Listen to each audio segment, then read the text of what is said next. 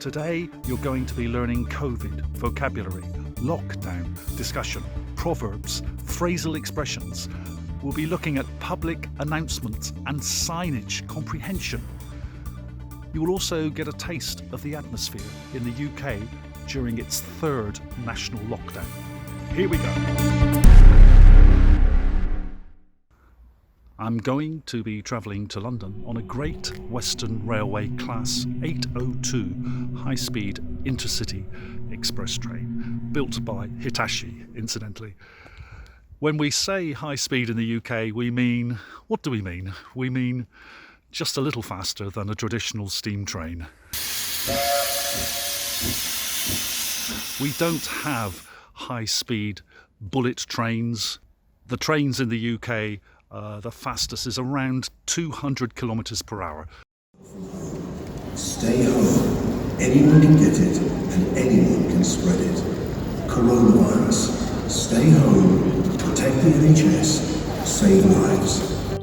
NHS is an abbreviation for the National Health Service in the UK. It is the entire health system, including hospitals and family doctors, usually called GPs, which means general practitioners. I don't know why I'm wearing a mask. I'm on the 9:15 a.m. train from Plymouth to Paddington in London, and there is literally nobody on this train except me.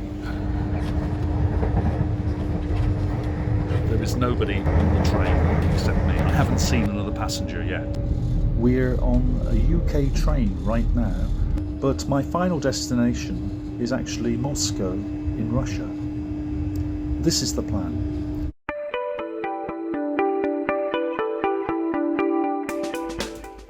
When we hit London, I'll catch an underground train to St Pancras station. Then I'll move on to another surface train going to Luton. I'm booked into an airport hotel for one night, but we'll be jetting off first thing tomorrow to Moscow.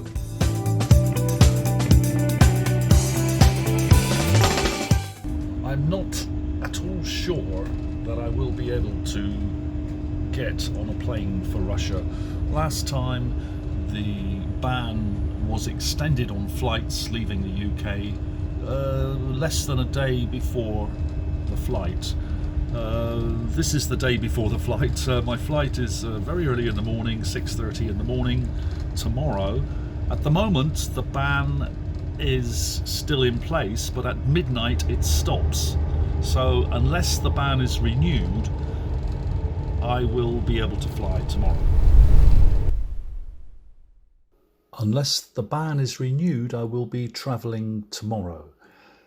It's a conditional sentence. Usually, conditional sentences start with if or when. But with a negative condition, you can use unless. And the reason we like to use unless is because a negative condition can sound very complicated. It may be difficult to understand what you mean. There is an example here. If there isn't an extension to the ban, I will be travelling tomorrow. It's a little confusing.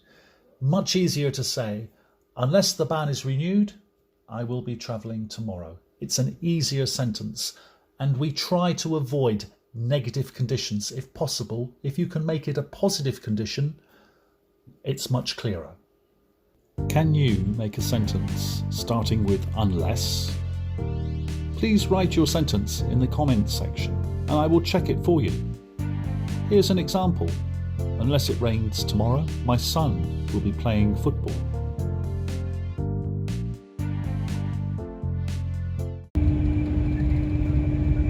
The toilets on the trains these days are really, compared to when I was a little boy, the toilets are amazing.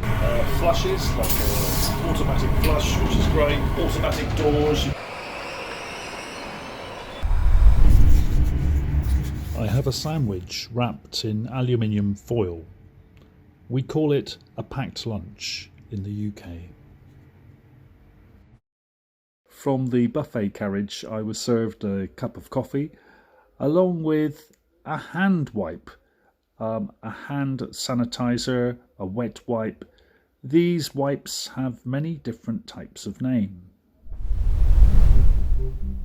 Of course, with COVID, wipes have featured much more in the routine of most people. Many different types of wipes are available. These are all biodegradable from 100% plant-based fibres. These female Femfresh women's personal wipes. These wipes are biodegradable, but we do not recommend flushing. These ones also hand and face wipes. They say do not flush down the toilet. Do not flush the wipes down the toilet. Dispose of with normal household waste. But these ones are kids flushable toilet tissue wipes. So these particular ones, they can be flushed down the toilet. They are biodegradable. They are made of cellulose. The other one, which wasn't flushable, was made of viscose. But actually, out of all of these wipes that I have, a whole range of wipes, only this one is flushable. Only one. So most of them you have to throw away in your normal household rubbish.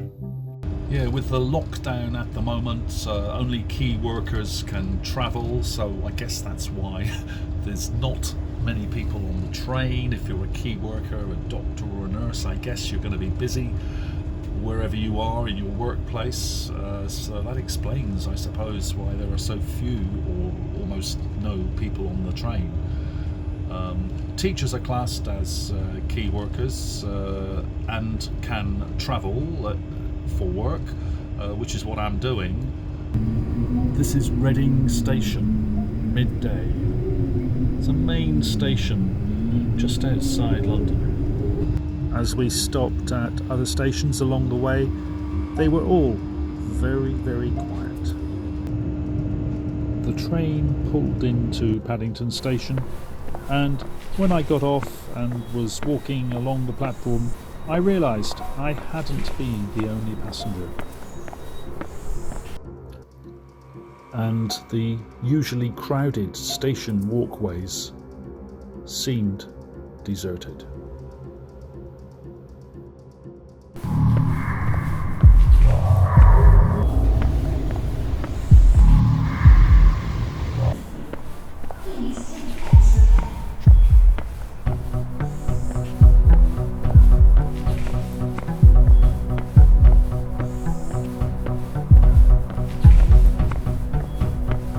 Wear a mask or face a fine is the message. And you could rewrite this as a conditional sentence. If you do not wear a mask, you will face a fine. The function of this message is to threaten and force people to do something. To face something, to face up to something are two very similar phrasal verbs. The first one is more about accepting and understanding a situation. The second one is more about understanding and managing a situation. Please look at this clip and tell me what you think.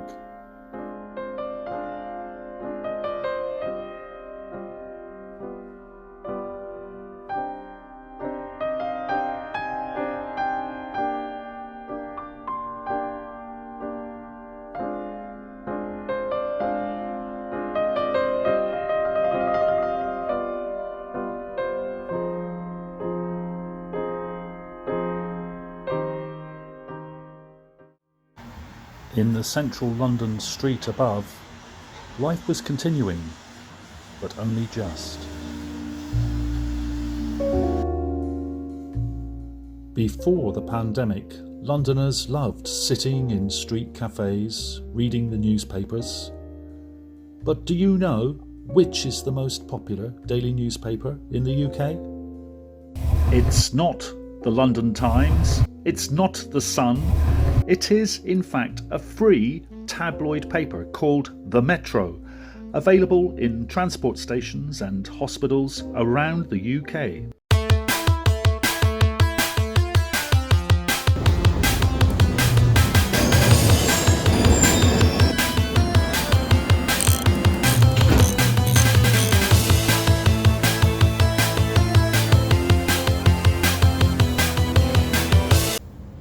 final leg of the trip to Luton takes 1 hour.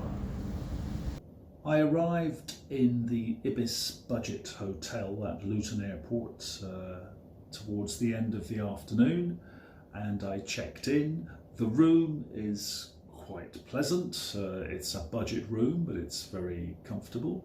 And unfortunately, I received news from Moscow that the flight ban by Russia has been extended until the 1st of February. So that means I can't fly tomorrow. Nothing else to do. There's a few expressions come to mind. One expression is to make the best of a bad job, which means in an unfortunate situation you have to try to be positive and try to see the beneficial side or the positive points of that situation. That's one expression that comes immediately to mind. Another expression, if you want to be a little critical, is that it seems I have been on a fool's mission. A fool's mission it's almost self-explanatory. It's when somebody starts to do something, to undertake a project, and finally it seems that all the efforts, all the hard work was futile. There is a very famous quotation by Robert Burns, which is that the best laid plans of mice and men often go awry. And actually it's a proverb, and this proverb has been shortened. These days you don't need to say that big long quotation. You can just say best laid plans. So in my case, my best laid plans, I booked a hotel, I booked my train ticket, I booked my flight ticket, I did everything that was necessary, but my plans have gone awry, which means they haven't turned out as I really would like them to have turned out. And there is one final expression which may be worth mentioning, which is running around like a headless chicken. It's kind of a little bit critical if you want to say that to someone. You are running around like a headless chicken. It infers that you don't know what you're doing. You're running around everywhere without any goal, trying to do something but you're not sure what you're trying to do. So it's a little bit critical. It's also a little humorous. It's the kind of thing my brother would say to me. I said, "Oh, I went to the airport and the flight was cancelled." He would say that I am running around like a headless chicken.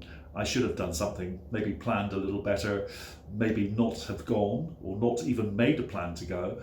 It is a very critical thing to say, but it's a little funny. It depends how you say it, of course.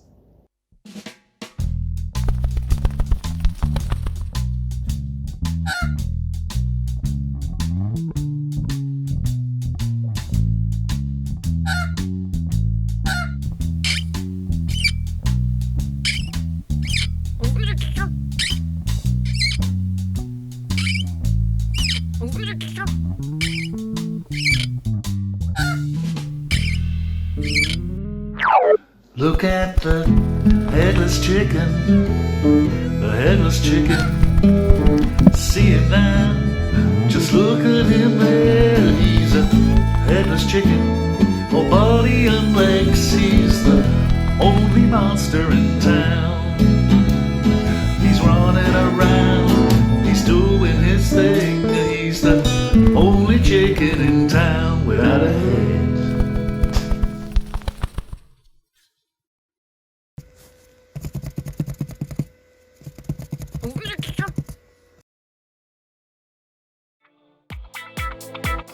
Well, I hope you found that video extremely useful. To help me produce more original content just like that, please press that red subscribe button. Meanwhile, bye for now.